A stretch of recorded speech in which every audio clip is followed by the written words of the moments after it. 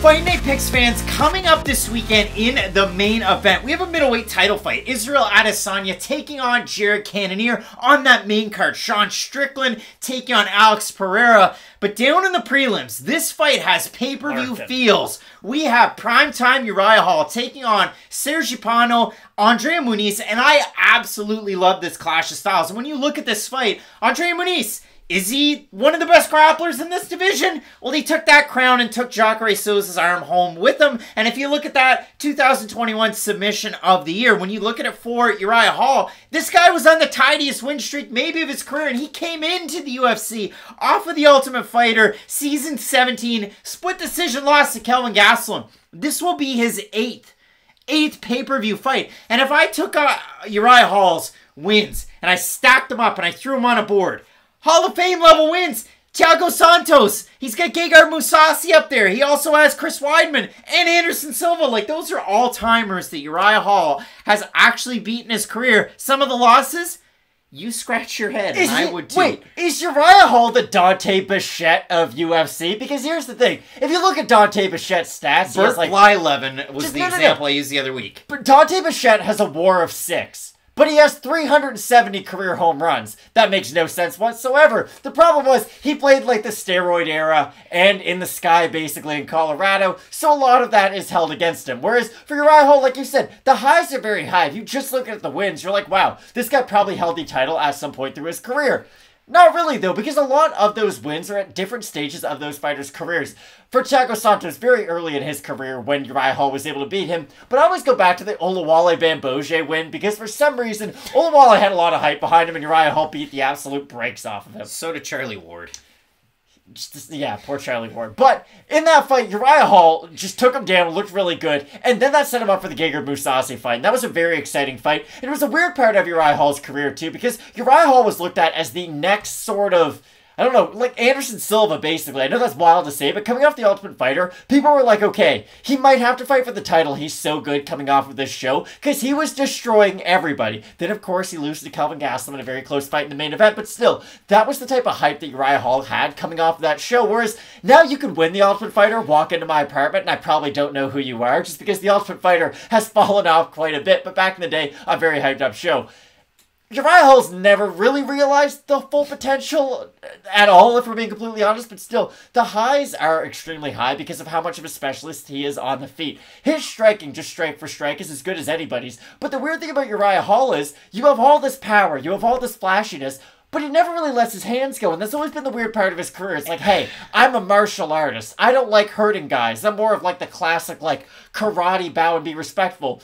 Then you look at his highlight reel and you're like, wow, none of that was respectful whatsoever. It's just weird that you're so violent when you let your hands go, but your one X factor is, I don't really like letting my hands go. And when you look at Uriah Hall's overall body of work, and trust me, we're going to talk about both guys, compare and contrast, but I go back and I look at the loss that he had to Paulo Costa, where he kind of gets Costa to drop to one knee, and then Costa comes right back, fires away, and looks great in that one. So what does Uriah Hall do? Well, a few months later, he takes on Bavon Lewis.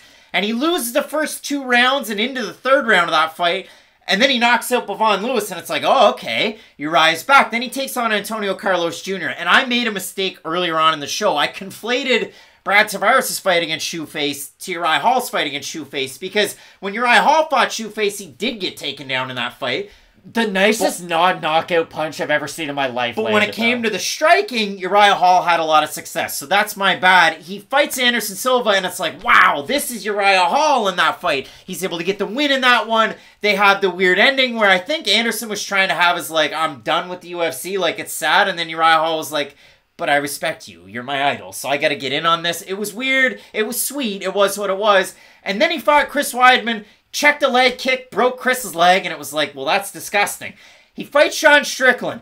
Now, in that fight, Saif Saud is yelling at him and pleading with him to get moving, and it doesn't happen. The scorecards in that one, 50-44, 50-45, 49-46. It was one of Uriah Hall's worst performances off a 4-fight win streak where it was finally like, Uriah's got it. We're going. We're back. Old Gil's out there. Wait, you thought he was back after beating a 50-year-old Anderson Silva and having Chris Weidman wrap his leg around his? It's better than losing fights.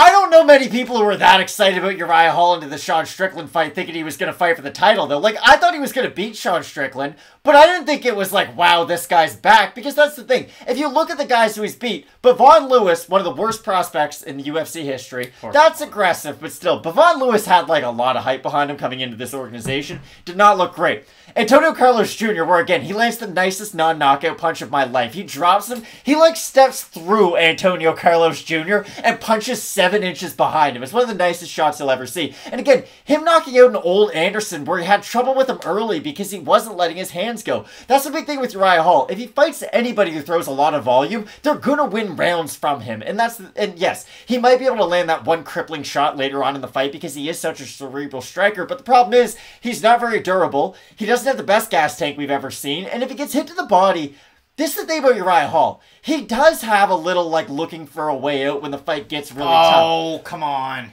I'm gonna stick with it. How did Paulo Costa beat him? He drops Paulo Costa. Paulo Costa gets in his face, goes to his body, throws combinations, makes the fight hard on him, and then he melts as a result of it. That's been the thing about Uriah Hall. If the fight's going well for him, he can keep on looking good. But once the going gets really hard, I don't often look at Uriah Hall as being a guy who's going to get past that. Now, against Krzysztof Jotko, he was able to do that. He looked really bad early on and got past it. But we're talking about Krzysztof Jotko here, and right now he's fighting Andre Muniz, who, yes, doesn't play the striking game, but he's one of the most hyped up prospects we've had in a very long time. And even me, I didn't think Andre Muniz coming into the UFC would have the same level of success that he had before. How am I supposed to know what's in your notes? But the thing is, once he got to the UFC, had beautiful wins over the likes of Bartosz Fabinski and then Jacare Souza, like, now I think we are seeing him finally put everything together in his game. And much like Gilbert Burns down at welterweight, once you see these guys who specialize in really anything able to start putting their whole entire games together, that's when they become dangerous and make their run in the rankings. First thing in my notes, I have Muniz, and right next to it, wasn't convinced pre-UFC, and that's the thing. I just wasn't. Obviously, this guy's a great grappler, but if you look at it,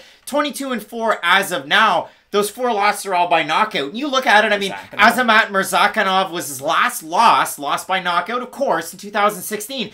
Azamat Murzakanov has a fight coming up in August against Devin Clark. He just knocked out Tafon Chukwu, which is what it is. But if you do look at it for Andre Muniz, he does beat Antonio Hoyo. He's able to take him down, control some of the positions, beats Bartosz Fabinski because Bartosz is going to wrestle himself into awful positions because he's just a judo man. He never learned jiu-jitsu. He beat Jacare Souza with 2021's submission of the year, and he beat Eric Anders his last time out in December, and that's a fight that I want to look at. Now, I should mention that this fight was originally booked between Uriah Hall and Andre Muniz for April on a fight night card.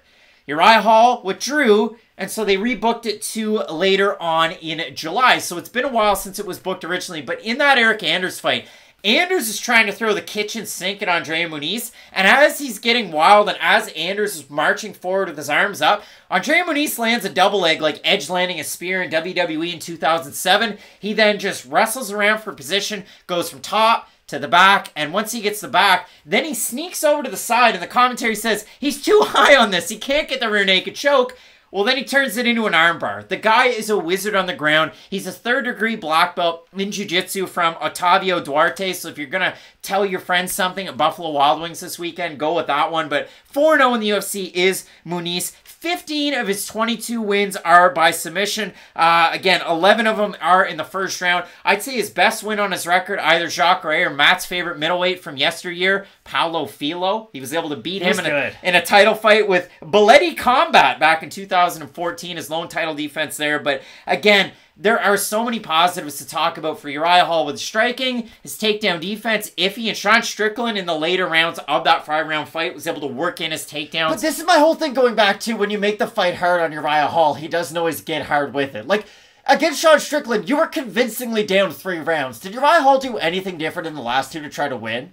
It's hard. Did he? It's hard. Well, no, he didn't. That's my whole point. It's hard. You're in the main event of a UFC show. We expect you to do hard things to try to get the wins. That's my problem with Uriah Hall. If he's behind in a fight, he might land that one crazy shot that's going to win it for him. But if you swing big at every pinch, eventually you're going to hit one over the fence. If you're not able to land that one big shot, Uriah Hall's going to lose a fight by decision in a very lopsided manner. Matt Allen, if the going gets hard, you get hard too. Put that on a Bristol board. Matt, the odds for this fight, Uriah Hall open a plus 190 underdog, plus 206 right now. Andre Muniz open a minus 225, minus 258 as it stands. We have a look at the Topology vote. Surprise to us, they are to you. I'm going to say over under 75% Muniz. Over. Yeah, it's been over a lot for these favorites. 855 total votes, 86% Muniz, 85% by submission, with 14% that have Hall, 54% by knockout. I'm surprised that number is not higher, considering Muniz has only ever lost by knockout, and Uriah Hall is such a power puncher. I think Andre Muniz goes out there and has a lot of success with his takedowns. Uriah Hall coming from a great gym with a lot of great grapplers at Fortis MMA,